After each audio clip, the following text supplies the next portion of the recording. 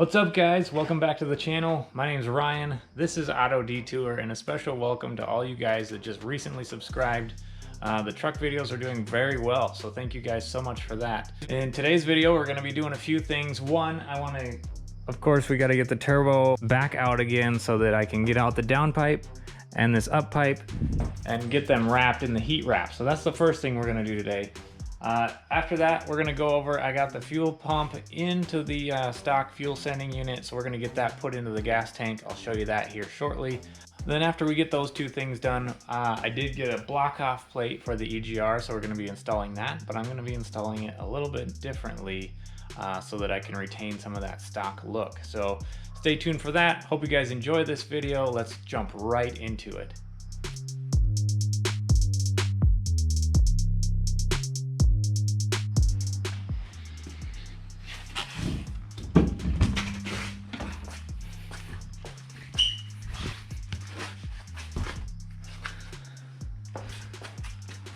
Alright, so where we left off in the last video, Eric was here from Racing Ram Fam, and he helped me get this downpipe rerouted. And if you remember, the tire just barely rubs on this band clamp, so I'm going to run it like that for now. Only rubs at full lock. It's not going to stop us from starting the truck, tuning it, and whatnot. So I'm just going to leave it like this for now. We're going to move on to other things, get the truck up and running. And then later on down the road, I'd like to get this pipe run kind of up a little bit closer, follow this contour of the body here, drop straight down, and then get a little bit sharper curve to go under that body mount.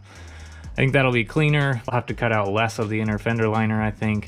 Say we don't want to stay with these stock tires forever, that'll give us more clearance for other aftermarket, maybe wider tire options or whatever. But for right now, it's going to be Grandpa truck with the stock wheels and tires. So enough with that. We're going to get this pulled out. We're going to wrap this pipe here. Not going to wrap this one yet because one, it doesn't need it, and two, we may change it.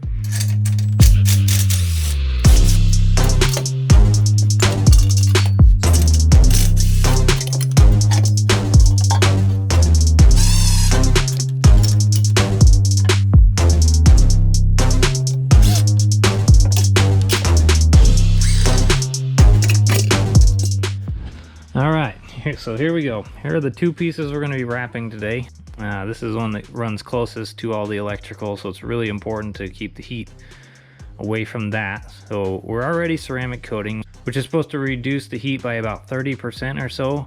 So I'm just using this wrap as an extra precaution to protect those wires and everything. What I'm talking about is right here. Obviously the wiring harness runs right on top of the downpipe.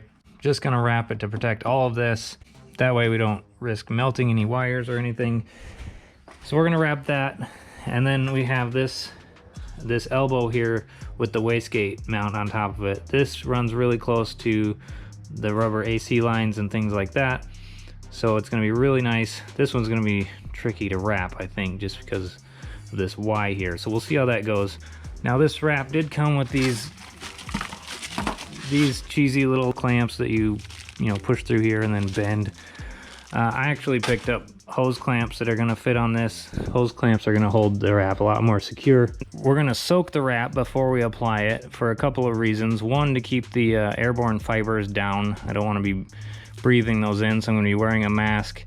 It does come with a pair of gloves to keep your fingers from getting all itchy. Soaking it also helps when applying it because it's going to apply a lot better over the pipe. I'm excited to get this done and get the turbo put back in the truck, hopefully for the last time. As you can see, I got my wrap soaking in my car wash bucket here. We'll let that soak for a little bit. Got my large hose clamps that I mentioned before, so we're gonna put those on, hold the wrap in place. Got my gloves, obviously, and a dust mask, because you can get over the itchy hands. It's just the itchy lungs that I really don't like. All right, here goes. Never done this before, so let's give it a rip.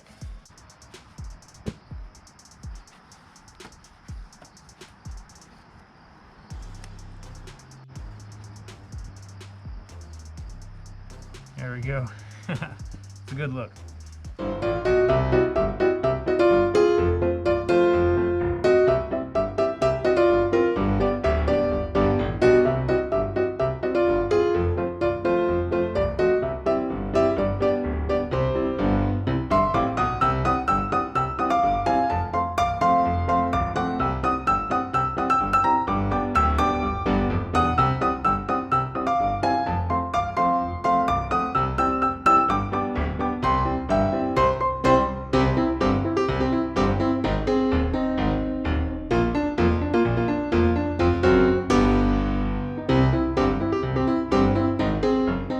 we go. First pipe done. Only took me like 20 minutes. But it's kind of a difficult pipe to wrap. Sorry, take my mask off here. It's kind of a difficult pipe to wrap because it's got, none of it's really straight. So I had to unwrap and rewrap it a few times on some of the curves to figure out the overlap. But overall, I was trying to overlap by about 1/2 inch. You can see on this bung here for the wideband 02, I just kind of wrapped it as close as I could and went around it. But overall, for my first time wrapping a pipe, I think it looks really cool.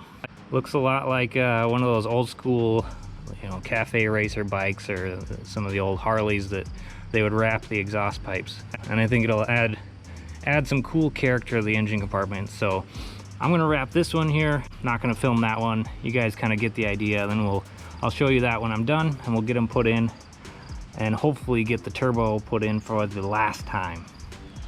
All right, so I got them done, and I think they look amazing. Now, this little guy, he was tricky. Obviously, with having 3 ends on here and it being a pretty tight turn, I had to wrap it and unwrap it about 3 times to get it to how I wanted it.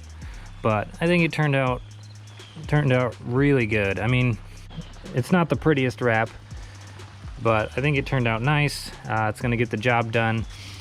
The challenge I was having was getting the bare spots of the pipe right here, kind of where they wanted to go this way and this way around here, leaving some bare spots. So I got those covered, and kind of had to end the wrap kind of going this way and putting it under the hose clamp. So let's get these things in the truck and see how they look. All right, guys, it's a new day, same hat, different shirt. Link to the Auto Detour merch in the description down below. But I was about ready to throw the turbo and all the piping back in here because I was all excited, and I forgot a couple of things. One, the crossover pipe was still undone from trying to fit the downpipe through there. So I went ahead and I got that hooked back up. That's all secure now, so that's good to go. The other, I was just about ready to throw the turbo in. I forgot a couple of very important things. One, I had to put the new 10 AN fitting on the bottom here, which I have already done, and then hook the drain line up. So that looks really great. It's a bit of an angled fitting, so you can still get on it and not be up against the turbo housing, so that's nice.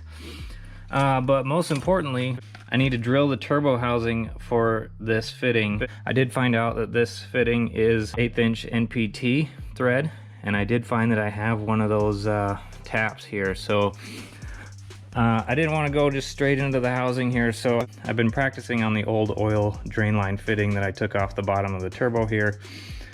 Now 1/8 inch calls for an R thread drill bit, which I don't have. So we're gonna be using an 11/32 drill bit, which works out perfectly. Let's go ahead and drill into the housing here. I'm not gonna lie, a little nervous about that just because, well, it's kind of a one-shot kind of thing. But you gotta do it, so let's get it done. All right, so I covered the intake of the turbo with masking tape down in there, and I also went ahead and put one of the silicone tubes on here to kind of hold the edges down. The masking tape wasn't sticking for whatever reason. So obviously we don't want to get metal shavings into the turbo, so I stuffed a rag in here. It's probably all the way down here, but I stuffed it in there so that when the metal shavings, if any drop in there, when I pull the rag out, they'll all come out with it. My drill press isn't big enough to fit over this, so we're gonna have to drill it by hand. So here we go.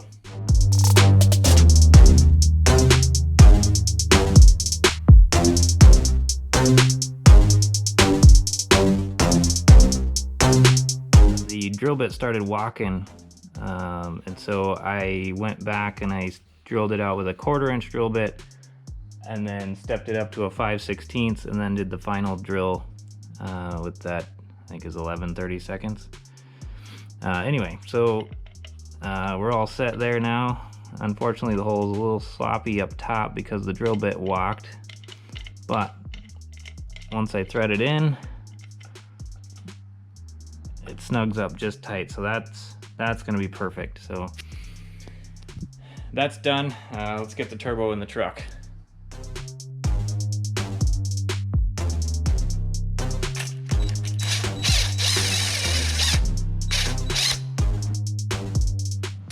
right, so the turbo's back in now, kind of roughly in place. Obviously, once we get all the piping in here, we're gonna have to adjust it. We're gonna have to redo our Play-Doh gap to check the gap between the hood and the top of the turbo, make sure we're not hitting. So let's grab this very finely wrapped downpipe and get that guy put in there.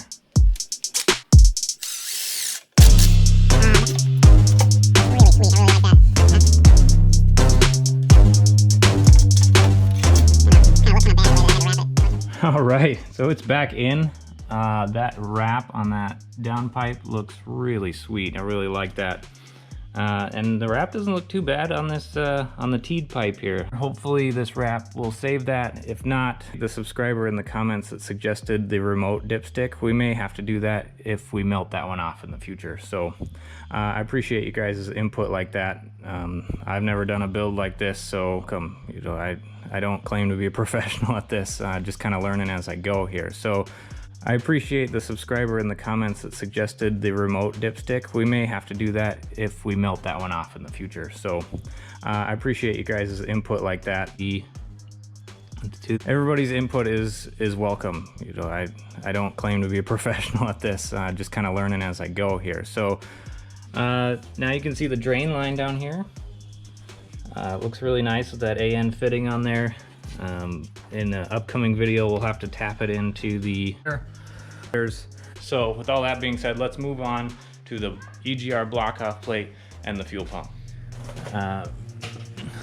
So we can tune for it to run without an EGR valve. And like I mentioned earlier, I'm gonna assemble it, or I'm gonna install it a little bit differently. And since we don't have an EGR port on our headers, there's no sense in us keeping it. So we're gonna be tuning the truck anyway. I'm not gonna be... So I got this particular block off plate. It comes with the plate, a couple of these machine screws here, and then a cap if you have the stock manifolds and you need to cap it off on that end. I did get it from here, Lightning Force Performance. So I have a flat surface for these bolts to go through. I want to retain this bracket right here. This bracket is what the kind of the intake cover, the one that says 5.4 on it. It's actually sitting right here. Right here. So that cover mounts to that bracket. And then that bracket mounts to this bolt here that used to go through the EGR valve.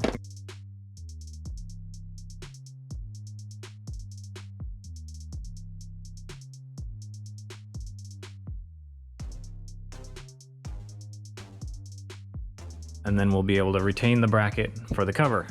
So let's get that guy installed here real quick, and then we'll move on to the fuel pump.